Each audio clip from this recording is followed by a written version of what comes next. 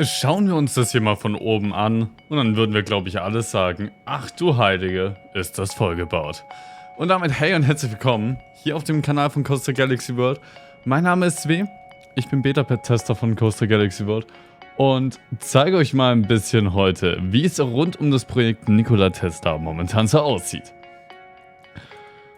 Ja, und ich glaube, der erste Satz war gar nicht mehr übertrieben. Wir sehen, ich weiß nicht, ob ihr seht es ja eigentlich ganz gut. Hier sind solche schöne Kanten in der zu sehen. Das sind die Kanten von der No Limits 2 Map und hier ist voll. Da hinten hat es noch ein bisschen Platz, aber ich glaube, wir sind uns einig.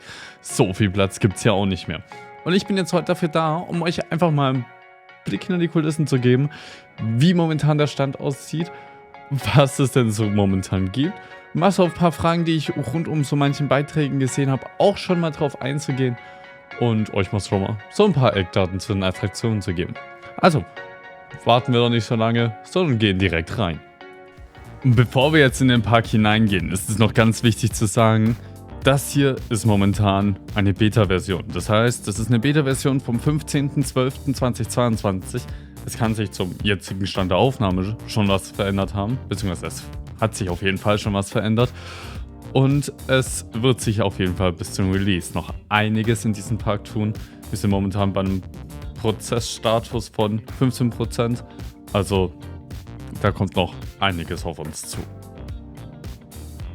So, ich würde jetzt mal sagen, wir fliegen mal langsam zum Park hin. Bisschen aus diesem kleinen Dorf raus.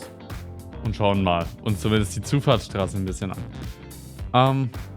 Ich versuche natürlich relativ spoilerfrei zu bleiben, was noch so in der Zukunft kommen wird. Es kann sein, dass mir vielleicht hier und da mal was rausrutscht, aber eigentlich nicht. So, ihr habt schon gesehen, bisschen kreiselmäßig, schnellstraßenmäßig, ist hier schon gut bebaut alles. Natürlich ein kleiner Parkplatz, wie es sich gehört, auch schon mit schönen Beleuchtung. Genau, die Leute habe ich schon mal ein bisschen reingelassen in den Park. Und wie ihr seht, wir haben hier im vorderen Bereich vom Eingang 5 Kassenhäuschen auf jeder Seite. Das heißt insgesamt 10 Kassen, die ja, zwar noch nicht ausmodelliert sind, aber auf jeden Fall noch kommen werden. Genauso wie unser guter unbekannter Park hier ein schönes Eingangstor hat. Die Tore lassen sich natürlich, wie man schon aus Eldorado kennt, kann man hier drüber den Park öffnen und schließen. Und durch dieses Öffnen und Schließen öffnen sich hier diese Tore. Was man aus dem Eldorado Resort aber noch nicht kennt, ist, was sich hier hinter befindet. Und zwar die Menschen, unser nettes PEP-System, müssen hier erstmal durch eine Ticketkontrolle durchlaufen. Bei manchen geht es ein bisschen schneller, manche brauchen ein bisschen länger, je nachdem, inwiefern sie es schaffen, ihr Ticket aufzulegen und zu scannen. Ihr könnt natürlich flexibel hier dann entscheiden, welches Gate für mich für den Eingang sein soll. Jetzt zum Beispiel hier die 2 Gates, die sind nur für den Ausgang. Ihr könnt aber auch einfach sagen, ey, wir machen einfach komplett zu, sodass hier keiner mehr rein und rauskommt. Lassen wir mal auf Ausgang, falls die Leute flüchten wollen. Man weiß ja nie. Genau. Dann haben wir gelernt. Wir haben uns nach dem Release von Eldorado auch schon gedacht, da hätte eigentlich ein Vorplatz es noch geben müssen nach dem Tor. Hier haben wir ihn eingebaut. Das heißt, das PEP-System sammelt sich hier, bleibt hier auch stehen und wird dann nochmal durch ein schönes kleines Tor vom restlichen Park aufgehalten. Bevor wir gleich hier nach hinten gehen, schauen wir uns doch einmal ganz kurz hier diesen Raum an. Wir waren gerade schon mal kurz drin, aber ja, um es zumindest mal kurz anzusprechen. Ihr seht, das ist, glaube ich, ein Anblick, den kennen wir noch von Eldorado Resort. Vom Eldorado Park. Ja. Ich glaube, ich muss nicht mehr sagen. Oder? Eigentlich nicht. Es hat Gründe. Wir gehen aber mal weiter. Also, wie gesagt, die Sachen hier kennen wir schon vom Eldorado Resort mit den Clipping Lights, mit dem Time Controller. Mit dem PEP-System, mit dem Weather Controller. Das ist bekannt. Gehen wir jetzt eigentlich nicht genauer drauf ein. Ich glaube, euch interessiert eher, was hinter diesem Tor befindet. Und es tut auch unseren Peps mehr interessieren. Also, wir müssen erstmal andersrum gehen. Wir müssen erstmal zum Tor hinkommen. Also gehen wir einmal kurz in den Mitarbeiterbereich rein. So, wir machen schon wieder zu. Ja, ein bisschen Wellblechhallen, ein paar Lagerhallen, das braucht man ja auch. Und hier ein Gebäude da. Es ist schön gemacht hier, muss man sagen. Hier auf der linken Seite haben wir auch den Zugang, beziehungsweise den Mitarbeiterzugang. Denn die Mitarbeiter haben hier ihren eigenen kleinen Parkplatz, der natürlich auch hier komplett mit der Straße verbunden ist. Also da kann man sich nicht beschweren. Relativ auch schön zentral im Park gelegen. Nicht wundern, die Menschen sind momentan noch nicht ganz so intelligent. Beziehungsweise intelligent sind sie natürlich schon. Aber sie können momentan nur mit der Parkeisenbahn, upsala, falscher Kopf, nur mit der Parkeisenbahn fahren und noch nicht mit irgendeiner anderen Attraktion. Wird natürlich noch kommen, aber ist zum momentanigen Zeitpunkt meiner Version noch nicht mit implementiert. Genau, also ihr habt hier so ein Tor, das dann nochmal die Menschenmassen hier ein bisschen aufhaltet. Die können zwar schon mal für mich in den Park gehen, aber noch nicht in den Park gehen. Das hat Sinn ergeben. Und ab natürlich einem bestimmten Bereich strömen dann die Menschen direkt los. So. Und begeben sich in kleinen Massen schon in diesen kompletten Park und schauen sich alles an. Und genau so machen wir jetzt auch. Wir gehen einmal in den Park, schauen uns alles an. Ich habe hier die Attraktion mal ein bisschen gestaltet, sodass es hier auch ein bisschen nach Leben aussieht. Und starten wir doch mal mit der ersten Attraktion direkt hier vorne. Und zwar, der Park hat eine kleine Parkeisenbahn bekommen. Süßes Ding. Beinhaltet 2 Stationen. Einmal hier unsere Hauptstation am Parkeingang. Und einmal hier ganz hinten.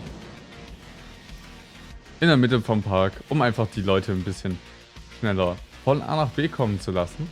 Ihr seht auch, wir haben 2 unterschiedliche Züge. Einmal hier diesen goldenen und vorne am Haupteingang ist jetzt der blaue. Schauen wir uns einmal ganz kurz den goldenen an. Und zwar... Ja, bleibst du bitte stehen. Dankeschön. Und zwar, ihr seht hier, es ist alles... Wir hocken uns mal ganz kurz hier. Übernehmen den ganz kurz. Alles steuerbar. Das heißt, ihr könnt wirklich sagen, ey, wir machen die Gates hier hinten um ihr auf. Wir können nochmal das Licht einschalten. Wir können hupen. Wir können diese Lok-Sounds, das ist ja an sich eigentlich eine E-Lok hier. Und da können wir auch entscheiden, ob es überhaupt gerade Sounds machen soll oder nicht. Wir machen mal ganz kurz Licht an, um uns einmal das kurz anzuschauen, weil das ist absolut die Stärke von der Bahn. Es sieht traumhaft aus. So, jetzt hat sich auch alles aktualisiert. Es sieht einfach nur geil aus. Und einfach der Hammer. So, stellen wir mal wieder zurück. Ich mache das Licht aus. Ihr könnt hier natürlich auch...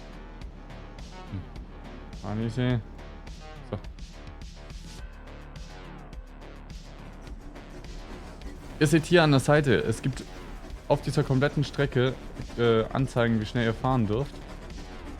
Ihr habt hier ein kleines, schönes Anzeigedisplay, wie viel ihr gerade fahrt. Und dann, let's test. Fahrt einfach mal die Strecke entlang. Ist, finde ich, eine schöne Strecke, um es sich anzuschauen. Auch von den Geschwindigkeiten her finde ich es recht schön und passend. Also da fühlt sich auf jeden Fall nicht langweilig an. Die Strecke noch nicht ganz fertig, es kommt noch ein bisschen was hinzu. Aber besonders jetzt der Teil wieder zurück zum Hauptbahnhof. Ich muss sagen, ich feiere es einfach jedes Mal aufs Neue hier entlang zu fahren. Weil es auch so ein paar kleine Blicke gewährt, an die man sonst nicht kommen würde. Wie an so ein gleich hinter dem Power Splash entlang zu fahren.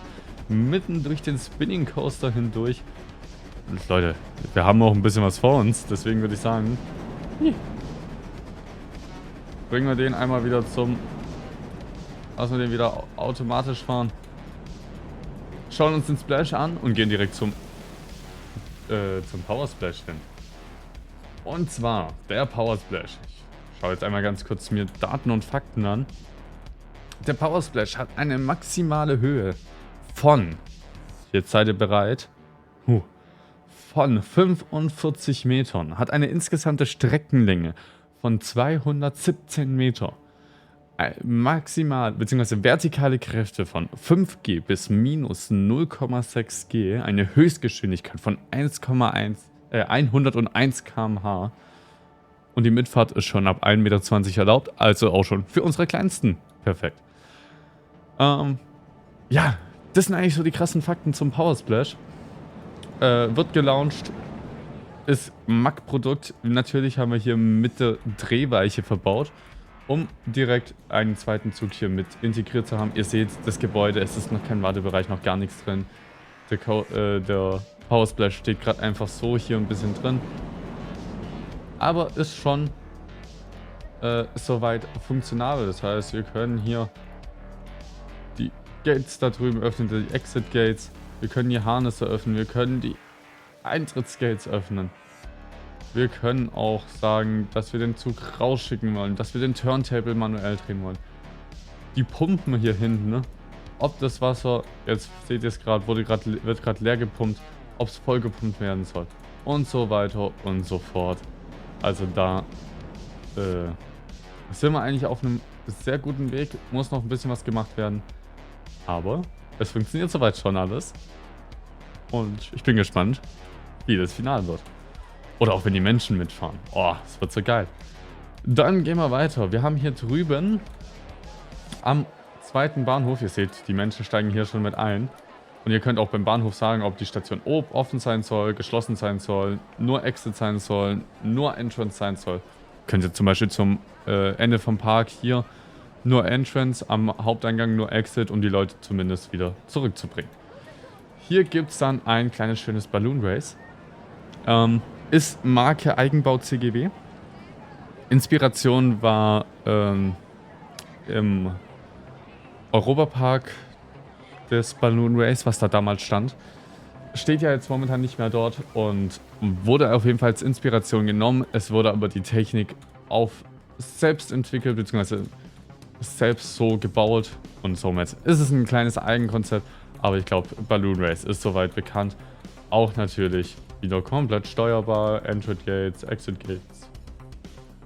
Die Tore hier, die Tore an den ganzen Körben auch natürlich steuerbar. Gut, gehen wir weiter. Und zwar haben wir hier einen kleinen Freefall Tower. Und zwar, filmen wir mal ein bisschen weg, um den komplett drauf zu haben. Das ist ein Funtime Freefall Tower mit einer maximalen Höhe, also bis zum rot blinkenden Licht da oben, von 113 Metern. Der Turm hat dann insgesamt eine Fallhöhe, das sehen wir gleich, von 100 Metern in die Tiefe. Die Fahrt ist leider erst ab einer Körpergröße von 1,40 Meter geeignet, somit leider nichts für die Kinder, die im Park rumlaufen. Aber dafür gibt es ja das Balloon Race. Genau. Dieser Turm ist, ihr seht, noch ein paar blaue Linien hier. Das hat alles mit dem Menschensystem zu tun. Wenn wir hier reingehen, jetzt kommt er gleich runter, perfekt. Schauen wir uns den einmal kurz an. Das da und das da. Ihr könnt nämlich wählen. Unter vielen verschiedenen Sachen. Und zwar, es gibt 6 unterschiedliche Programme. Ich muss sagen, mein Favorite ist momentan Programm 4. Und könnt dann förmlich unterschiedlich wählen, ob er mit gekippten Sitzen runterfahren soll, wie jetzt gerade, ob er ohne gekippte Sitze fahren soll. Oder wie Programm 4, der fährt dann zur Hälfte hoch, fährt dann langsamer, dann kippen random ein paar Sitze und fährt dann wieder ganz nach oben, da kippen dann wieder random ein paar Sitze und fliegt dann nach unten auf den Boden wieder. Um ein bisschen mehr Abwechslung reinzubringen. Ich mag das Fahrprogramm momentan und bin gespannt, aber auch was die anderen noch so bekommen wird. Der Turm, habe ich gehört, ist momentan noch in einer großen Scripting. Deswegen zum Beispiel das Panel hier hinten funktioniert noch nicht, wird aber natürlich dann am Ende funktionieren. So, schicken wir den wieder los. Alles zu. Ihr habt hier auch mit dem Control Panel könnt ihr das direkt auch alles automatisch händisch hochfahren lassen über Maintenance-Modus. Ihr habt hier eine komplette Übersicht. Ihr könnt auch entscheiden, welche Bügel geschlossen sein bleiben sollen. Ihr könnt Licht einschalten und so weiter und so fort. Also, es ist natürlich wie immer fast alles möglich. So, kommen wir zum letzten Ding. Und ich weiß nicht, wie ich mich hier positionieren soll, um alles gut drauf zu kriegen. Es ist eine Achterbahn, ihr seht's, glaube ich. Mit vertikalen G-Kräften von 5G bis minus 2G. Eine Maximalgeschwindigkeit von 90 km/h. Eine Maximalhöhe von 30 Metern, die wir hier hinten erreichen. Eine Streckenlänge von 1332 Metern und 33 Zentimeter, um ganz genau zu gehen. Die Bahn hat 3 Launches, 6 Inversionen, 3 Züge und ist einfach ein Spinning Coaster. What the hell? Das sind Stats. Ihr seht, es fahren noch ein bisschen weiße Züge rum, die noch nicht so viel haben. Wie gesagt, Beta-Status. Wird noch alles kommen. Und es ist einfach krank. Die Bahn ist jetzt schon krank. Ihr seht, ihr werdet hiermit aus der Station rausgelauncht. Ihr fahrt dann die komplette Strecke hier schön entlang. Wir folgen einfach mal kurz dem Zug. Dann werdet ihr hier unten wieder raus beschleunigt.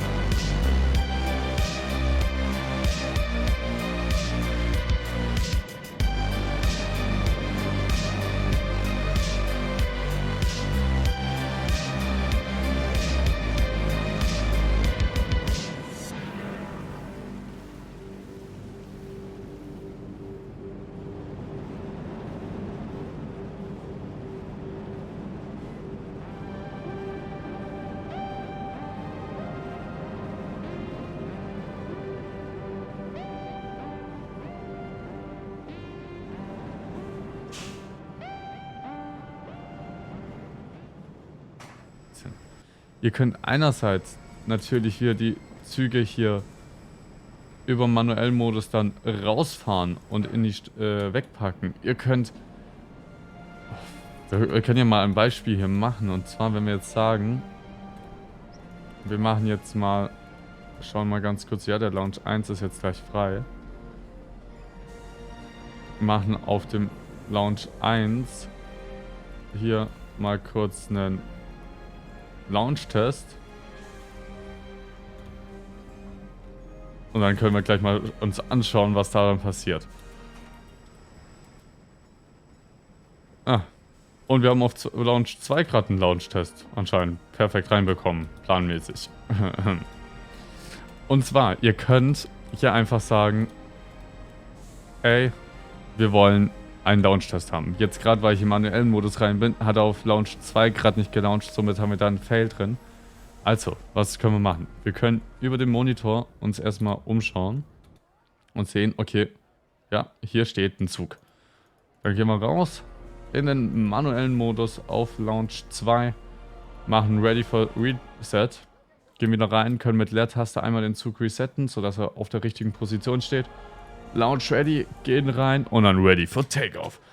Schießen ihn erstmal einmal die Strecke zurück, damit er wieder genug Schwung hat. Schafft er gerade so nicht viel drüber zu fahren. Und dann launchen wir ihn geradeaus rüber hoch auf den Top-Head. Zack. Und das könnt ihr eben auch händisch sagen, dass das passieren soll, indem ihr hier diesen Test einschaltet. und somit auch erstmal die komplette Anlage durchtesten könnt. Ha. Was gibt's noch zu erzählen? Ihr könnt Wartebereiche verlängern, könnt ihr es später. Allgemein habt ihr hier einen richtig schön langen Wartebereich mit unterschiedlichsten Verlängerungsmöglichkeiten. Also Leute, das wird auf jeden Fall krass. Wir sind auf einem 15% Status von diesem Park. Das heißt, da kommt noch so einiges. Ihr könnt echt gespannt sein. Dass hier hinten ein Feuerwerk ist,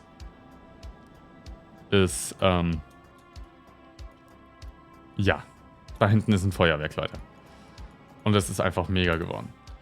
Also, wir schalten mal auf nachts, können das noch ein bisschen wirken lassen. Natürlich, wenn ich näher ranfliege, geht auch die Lichter an. Glaube ich. Funktioniert das schon? Ja, es funktioniert schon.